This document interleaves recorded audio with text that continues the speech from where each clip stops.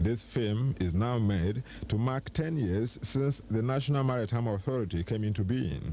We shall hear and see her particular achievements in 10 years and monitor feedback from the maritime community. Well, Nigeria, we don't have a long international maritime tradition. We have our own domestic people doing the little riverine shipping and all that. So we need bodies like NMA. Without them, we cannot be strengthened, because remember, those in the world have had hundreds of years of start before us. So we need the jump start from NMA. I am sure we'll be losing a lot because there's nobody to speak on our behalf, and there's no regulatory body that we can run to when we are in distress. That is without the NMA? Without the NMA. Because there was a ship owner that refused to pay us for our services, and after a protracted period of asking for our money, faxing, telexing, threats, they didn't answer us until we now told them we're going to report them to National Maritime Authority, and their lawyers will take it up with them from London. And immediately they sent us our check.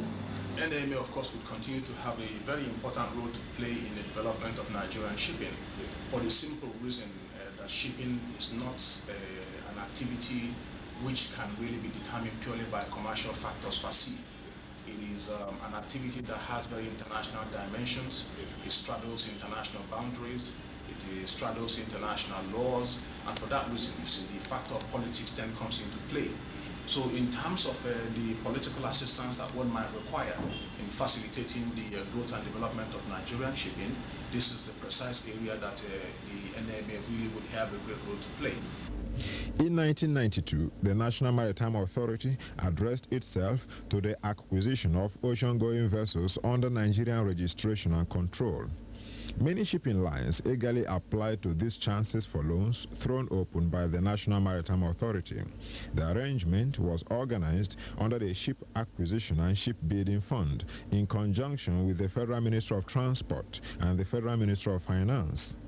But the bulk of processing these applications fell to the staff of National Maritime Authority. One would want to say at this stage that the National Maritime Authority had come a long way. Of course, it had its teeth in problems within those formative 10 years of its existence. And it was not easy sailing the statutory objectives of this organization to practitioners in that industry, because some of our statutory roles in effect tried to stop some of the malpractices of those who tend to cut short corners within the industry. And this was the reason why government thought it wise to follow international conventions by setting this organization. So far, I would say the NMA had tried its best to establish itself as a regulator of the national maritime industry. But of course, there still leaves a lot to be done.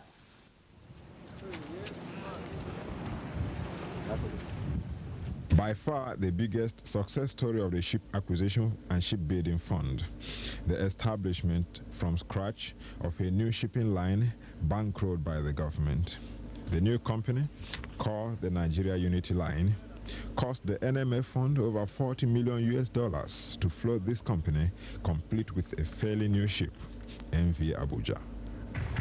It was during the agreement under the chairmanship of Mustafa Oshileku that the Ship Acquisition and Shipbuilding Fund was introduced.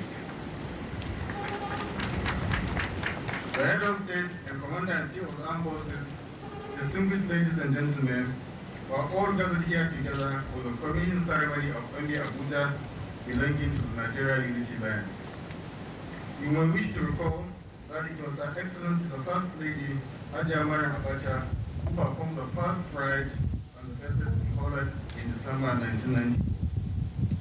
The sympathy of the first family was the loss of Alhaji Ibrahim Abacha, their first son, and the 13 other victims in the recent plane crash in Ghana. May their souls rest in perfect peace.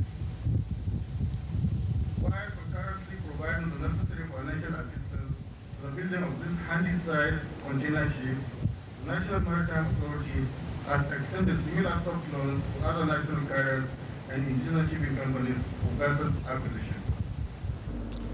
East West Coast Marine Services is one of the beneficiaries of NMA's Ship Acquisition Fund. The company today maintains a steady schedule of selling the ECOWAS route with newly acquired vessels ECOWAS traders, purchased with loans from the Ship Acquisition Fund. Here I would say we have 3 vessels, and we acquired one before we got a loan from NMA. That is the ECOWAS trader one, the 2,500 deadweight. And after that, we got the loan from NMA and bought ECOWAS trader 2, which is 3,619 deadweight. The third one, of course, is a specialized ship, is a training ship, and is 1,024 DRT. All the ships are dry cargo ships, apart from the training ship, and they carry general cargo container. How has this improved? What routes do you sell, and how has it improved Nigeria's maritime standing? I would say we are contributing our own quota. I mean, initially we concentrated in the West African sub-region, but of course occasionally did of cargo to go to Europe and all over the world. So I do congratulate the Honorable Minister for the mere fact that he is a khaki man. It's not a merchant man, but he has grabbed so much within the industry that I think I will give him the pass mark. And for National Maritime Authority, they said the decree brought Maritime Authority into being. There has been ons and offs in the industry, and I will give them a pass mark, but we still have a lot to do together. Because when you talk of a private ship owner, I am for sure, or our own company, East West Coast Marine Services, knows that we are not going to be spoon-fed by National Maritime Authority. Because a lot of shipping companies expect Maritime Authority to perform magic. Shipping is international. It's not within Nigeria, it's not within Lagos and Port Harcourt. You have to go out and fight for it. And whatever you get from National Maritime Authority, which they are doing their best, is to supplement. For Genesis Worldwide Shipping, NMA's Ship Acquisition Fund has facilitated the outright purchase of their first vessel, Genesis Pioneer 1. The assistance of the NMA actually transformed the shipping line to a high-profile company, resulting in their quick progress to acquire a second vessel in the space of 1 year. Well, you would be surprised to know that we actually have a total deployed tonnage of 29,000 deadweight tons. And funny as it may sound, we are actually one of the largest private sector ship owners in Nigeria.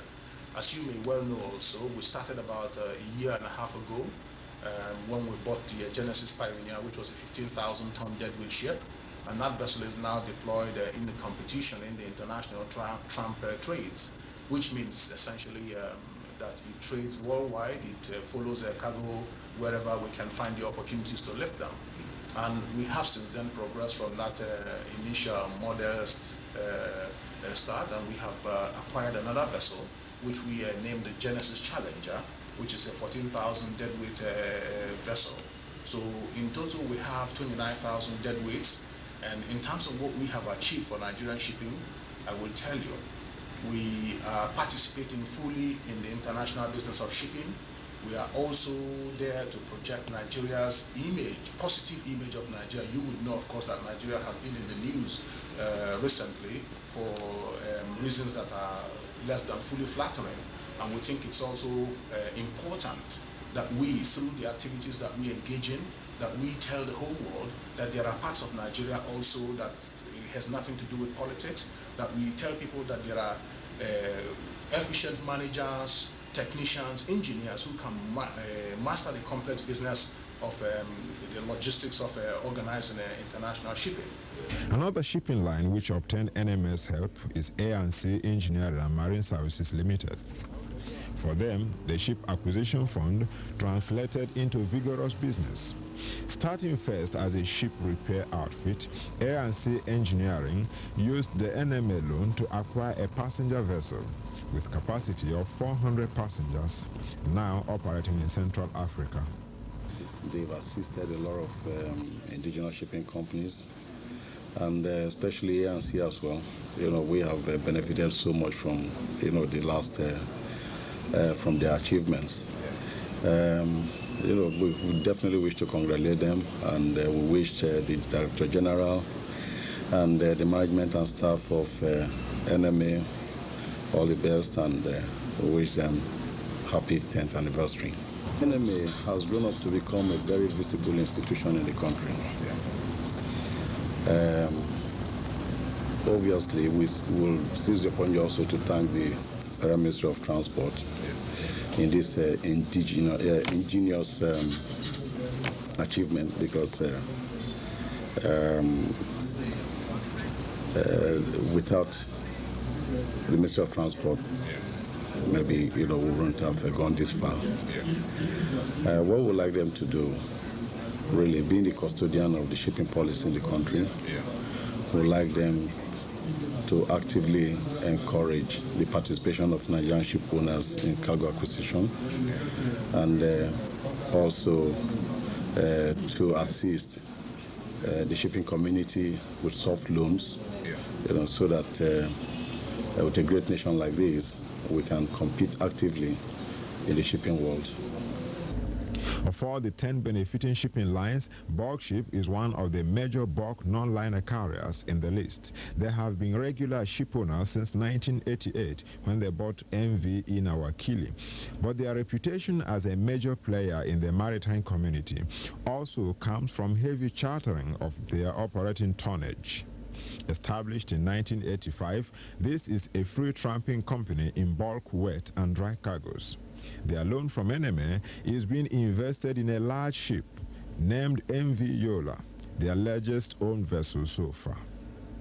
We are happy for NMA and also the federal government, because when our loan was approved, it was not only done by NMA but also by the presidency, that time.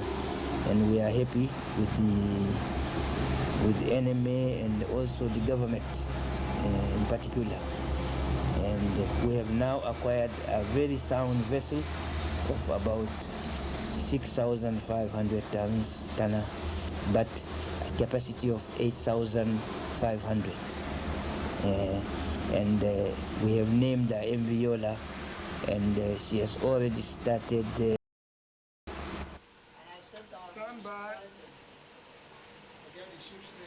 The second priority in the national shipping policy, the improvement of Nigeria's share of freight revenue generated by national economy. Shipping lines from the advanced nations usually dominate the market, but the national shipping policy intends to implement the international shipping codes for dry cargoes to favor Nigeria and to assist Nigerian companies to begin the lifting of petroleum products locally and abroad. The status report is that Nigeria accounts for over 60% of seaborne trade covering West and Central Africa in dry goods. For wet cargoes alone, Nigeria's economy generates about $1 billion annually for affreightment charges. Of this sum, Nigerian companies ought to earn 50%, or about $500 million. Yet, the major product in this category, petroleum tanker trade, is yet to be open to Nigerian shipping companies as federal laws stipulate, even though their campaign for it has been strong. Yet, they rejoice with the NMA on this 10th anniversary, only in very much hope. On the 10th anniversary of the National Maritime Authority, I would like to congratulate the NMA on this occasion. the NMA has succeeded in creating and generating revenue for government. But the indigenous shipping lines are yet to enjoy the full potentials and benefits which NMA could achieve. So far, the NMA has created awareness on Nigerians of its existence. And of course, with the introduction of the Form C31, indigenous shipping lines could locate existence of cargo. But there's still a lot to be done by the NMA. They are now 10 years old. Yes. It means they're maturing, they're growing, they're getting stronger, and they're now better able to manage what I would call our maritime resources in terms of the natural ones, the human ones, the financial ones. So I've watched NMA grow in that sense from strength to strength, and I think they deserve a good congratulations. They've managed 10 years and they're growing. Some people can grow and not mature, but they are maturing. Yes, of course. Me and the entire members of Hamstang Shipping Company congratulate National Maritime Authority on their 10th anniversary. We wish them many more years of success in putting Nigeria in the maritime industry worldwide. I'm glad to say that so far our efforts have started yielding results, because we are now at this third stage on this issue. First, we had to persuade the NNPC, an agency of government like ourselves, to accept in principles what has been our statutory responsibility and part of our law, which says at least 50% of Nigeria's crude oil must be lifted by Nigerian indigenous carriers. And also this NNPC sales contract also recognizes this part of our law. It is properly entrenched and seen in their sales agreement.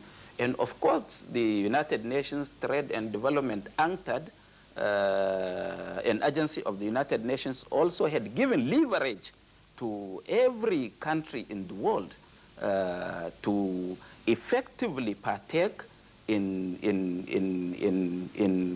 the lifting of their natural resources, at least up to the 50% as enshrined in our decree. With 10 years of national shipping policy, reviews of Nigerian shipping statistics call for additional vigor on the part of government. African countries as a whole own about 5.1% of total world fleet of ocean-going vessels. West and Central African national carrier fleet are too few, ill-equipped, and nearly too old to even carry their share of 40% cargoes generated by United Nations conventions. For Nigeria, more work definitely needs to be done. With NMA's DG pursuing the involvement of Nigerian shipping lines in the lifting of crude oil and refined products, high-level meetings have reportedly taken place with the NNPC and major oil-producing companies. We asked the NMA chief executive if this indicates considerable chances of success in the nearest future for reputable shipping lines to lift crude oil. We have set up committees. The two organizations, that means NMA and NNPC, the committee had submitted its report. The report of the committee had now been formally presented to our two ministers, that is the Honorable Minister of Transport and the Honorable Minister of Petroleum Resources. They are now looking into this, the committee report that worked on the modalities of how it is going to be effected. After studying that, it would now be passed to the Commander-in-Chief for his sanction.